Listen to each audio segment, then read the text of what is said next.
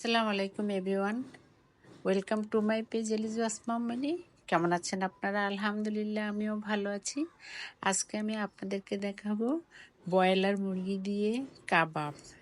আমি ব্রয়লার মুরগিটার বুকের মাংস 4-5টা পিস সিদ্ধ করে নিয়েছি। তার সাথে আমি একটু বুটের ডাল, যেটা অ্যাঙ্কর ডাল বলে, সেই ডালটাকে একটু পরিমাণ মতো সিদ্ধ করে নিয়েছি এবং মাংস, বুটের ডাল এবং পাউরুটির একটা পিস তার সাথে দিয়ে আমি দিয়ে দিয়েছি পেঁয়াজ কুচি, 2টা কাঁচামরিচ, লবণ, আরও দিয়েছি ধনিয়ার গুঁড়া, জিরার গুঁড়া দিয়ে আমি এটাকে ব্লেন্ডারে দিয়ে একটু ব্লেন্ড করে নিয়েছি।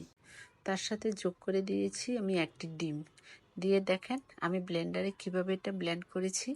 তার সাথে আমি একটু দিয়ে দিয়েছি টোস্ট বিস্কুটের গুঁড়া এবং ধনেপাতা দিয়ে এটাকে আমি একটু ভালো করে কুচলিয়ে মেখে নিয়েছি এবং মাখাটা যেন একটু ভালো মতো হয়, সবগুলোই যেন ঠিক মতো হয়ে যায়। দেখেন আমি এই পরিমাণে গোলাটা নিয়েছি।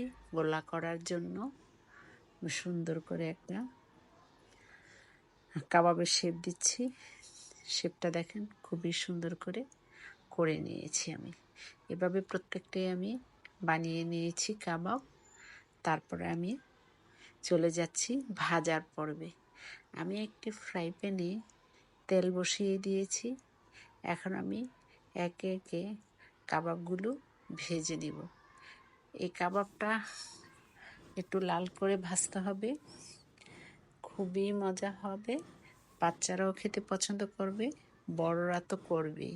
এটা ভাত দিয়েও খাওয়া যাবে, স্কুলের টিফিনেও দেওয়া যাবে, বিকেলের নাস্তা হিসাবেও খাওয়া যাবে এবং খেতে এটা অনেক মজা। এটা পোলাও দিয়েও খাওয়া যায়, সাদা ভাত দিয়েও খাওয়া যায়।